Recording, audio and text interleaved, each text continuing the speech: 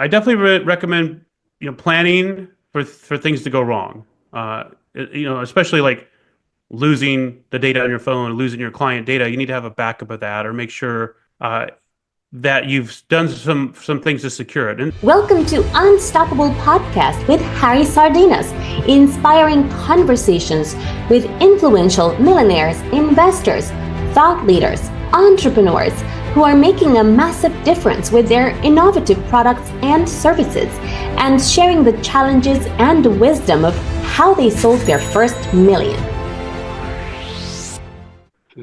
Yeah, Christian, maybe in the future you can develop a product for a smart for startups. Yeah, something simple, affordable that everybody can use. Yeah, because sure. at the end of the day, it's our responsibility to protect our business. And That's another thing it's I a think. cost. I get it that it's a cost, but It's a cost, but we it's have to protect. also. The other day, I was talking with my phone company. Yeah, now we're changing the plan and everything. We're changing the minute, the internet. I travel a lot, so I need more internet worldwide and so on. And they told me, okay, Harry, look, for £1 extra a month, we're gonna put a software in the system that we prevent for hacking the phone. Do you want it? And I'm like, I'm asking to the guy, man, what kind of question is this one? Of course I want it. what, what do you think that for me to save £1 a month, I'm gonna remove a cybersecurity software from my phone that that I'm gonna leave the door open? Right. Like this. I said, look, this is no braining. This is what kind of question is this one? Of course I want it. Do you have a higher? No. This is only this. You don't have to do anything. You just pay £1 a month, and we put that software inside your thing in the service of the phone company. You don't have to do anything, but the thing will be operated, and if there is a cyber attack or everything to your number, to whatever, the software will trigger and will stop everything. Amazing. You know what I mean? But still they're asking you the question, like, probably a lot of people say no just to save £1 a month with because I don't think that we have the culture there about cybersecurity, how important it is, and how damaged it can be. Like I told you, this is the only thing that keep awake at night all these biggest billionaires, the wealthiest people in the world. Elon Musk, yeah, you think that they can sleep at peace at night? No, they cannot, because they know that a cybersecurity breach can collapse the company overnight, and they have to be always on top of this. Correct?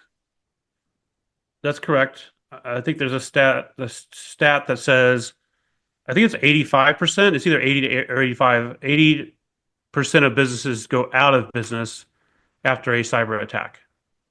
Yeah, exactly. So if you're a small business, you might want to think about cybersecurity, because if there's an attack, you probably don't have a lot of reserves to recover, so that Yeah, could if you take you out lose of all the business. yeah, please talk a little bit. I think it's important. Let's talk briefly. Let's say, for example, guys, if you have a small business, yeah, you're in a service business, and you have a cyber attack, and somebody goes there and take out from your computer all the data of your clients, all your phone numbers, and go inside your Facebook ad, whatever, and increase the budget or something like that. That's it. How you come back from that? How you come back? You don't have in a book written all your client's number. You don't have anything. So how you come back from that? Yeah, all the contacts from your phones. Correct. Yeah. Well, ideally, you've been proactive and have backed things up and plan for kind of That's what things you like this to recommend, happen. Christian, right? I definitely recommend planning for things to go wrong. Especially like losing the data on your phone, losing your client data. You need to have a backup of that, or make sure that you've done some things to secure it. And there's just simple things in cybersecurity that people don't do. Like if you just keep your applications up to date, your operating system up to date, you're patching them, that would greatly reduce the chance of an attack being successful. I mean, it's simple things like that. Mm. Christian, and then one more question, and it's related um, with the tech company and the tech entrepreneurs. What advice, I'm glad that you shared something amazing, that you said that you're working with companies that they are in the main tech space, and they're kind of partnering with you guys, yeah, Mm-hmm. and Mm-hmm. then you helping them to move this product forward, which is, I think, that is really important, again, because we find again and again more geniuses, more amazing tech people, but they don't have the understanding about how business works, how to bring that to market. So a strategic partner like you, right, that can take that product, and with your experience, help them to get that product together with yours to the market, what we call it the strategic partnerships. Yeah. Mm-hmm. So if someone is listening to this podcast and they are inspired by our conversation, and they have an amazing medtech product that they want to bring to market, they want to partner with you, how they can find you, how the process works. Yeah, they can find me on my company website, bluegoatcyber.com.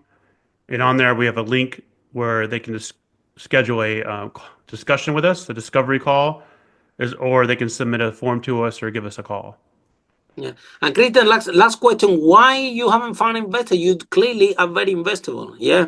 You have the best recipe for the investor. You already exit one company and you fail the second one. So, for the investor, it's like, this is my type of guy, you know, because now I got a real entrepreneur on top of me. Now, someone that knows how failure and come back from failure, and Yeah. so already have an exit. So you are the gold mine for the investor. They should be throwing money at you. Why you don't take it? Take it. Well, there's a couple of factors, right? The first thing is if I get investors, typically you have to give up part of your equity of the company. So I'm not sure I'm ready for that. So the other thing is I'm working to structure my roadmap, my strategy, get my books organized in a way where I can get a line of credit from a bank, or I can go through accredited investors, which will give me a loan or line of credit without having to give up equity. It's really, to me, it's about the equity balance. Because now, if I get all these investors, I have to answer to somebody else, which is kind of like working for somebody else, right? So it's like, how do I manage this? Why Because you doing I don't this in want to the be on first the place? phone Yeah. every month explaining Great, but things sometimes to they're good. Sometimes they're good. Sometimes they bring contacts. Sometimes they're in the make tech yeah, space. Sometimes. yeah. It's like the Sometimes. Shark Tank investors that they have all the contacts and they can actually bring me more business. That may make more sense. So yeah, I'm not opposed to it. Right now, I'm trying to get everything organized where I can best position myself to investors Mhm. with a pitch deck and everything like that. So I And have have to a have conversation. I have an open conversation with them to say, look, this is what I have. I'm happy to share, but I'm already an entrepreneur. I take my own decisions. I have my experience. I'm happy to consult with you. Yeah, some of of them they're course. good. Some of them, they're there to support you and to empower you and have contact. So why not? However, look, what I'm saying is that you are the gold mine for the investor, because this is the type of tech entrepreneur that are actively looking. Yeah, number one, the one entrepreneurs in front of them. They sometimes we see a lot in the venture capital space. Yeah, then entrepreneurs are looking for funding. Yeah, I've been in these meetings a lot, and then the VC just go and tell them, look, um, call me in your next venture. So Right, right. what they're saying is, look, you are amazing, but you're not an entrepreneur yet. And I only invest in entrepreneurs. So they want to invest in someone that has some failure, meaning, that have gone through this process, that know, well, if I mess up and I take a wrong decision, I can take, the company can fail. So the investor want to have this reassurance that they are supporting and backing an entrepreneur. And this is the real challenge that we have with the startups, that the people out there develop product, what we talk, they are very passionate and everything, but they're not yet as mature as an entrepreneur. the VCs and some angels investors find it challenging to invest in that type of project. So what message do you have for these tech entrepreneurs that they're getting the wrong approach, we can call it the wrong approach, that they develop the product, and after they develop the product, they haven't sold it, and they're like crazy looking for funding, which is really challenging because nobody's gonna give you everything, because they're not gonna give you the money to test if your process or not, and they are in this mindset that they are trapped and losing money, rather than grow the business exactly what you are doing, which is bootstrapping. So you have your business, you have a little bit of sales. With these sales, you hire some people. Any of my business, I never find funding. Yeah, I'm the same like you. I never have invested for any of my business ever in the history of my life, in any of them. Yeah, but this is me. Everybody's different. Yeah. So, but again, Christian, because all my business have been this process exactly. Some of them, the companies that we sell 5 million, it took us like 10 years, because you had to leader by leader, you make the profit, and then the profit you need to hire some people, and then you need to grow a little bit. You have to balance this, and then again you make some sales, and then if you take so much stock, then you cannot hire the people, and you need to balance all the time. However, eventually it works. Eventually your employees send you home and said you don't need it anymore. So and so what's your view? Last question. What's your view for those startup founders that they are resisting to become an entrepreneur and to take the product and sell it and make a profit and grow it, bootstrap exactly like you're doing, and they want to go what we call it the short path, like develop a product and let me try to find an investor to give me money to see if I can sell it, and at the end of the day, this is a recipe for failure, right? It is, and I think what's important is to understand your market, how big the market is, before you even come up with the idea, what your price point is that they're willing to pay, and if you could even make a margin on that. A lot of people, like you said, they'll produce a product and then try to fit it to the market, where they may succeed, but that is a much more risky move, and that's why investors probably won't give those people investments, because they're like, you're pretty far down this development cycle and you skipped a lot of the fundamental steps. That's the way they're looking at it. So I would even think about, if I was just starting out and I need money, crafting my pitch deck, because if I craft my pitch deck, I have to go through like, what is the market size?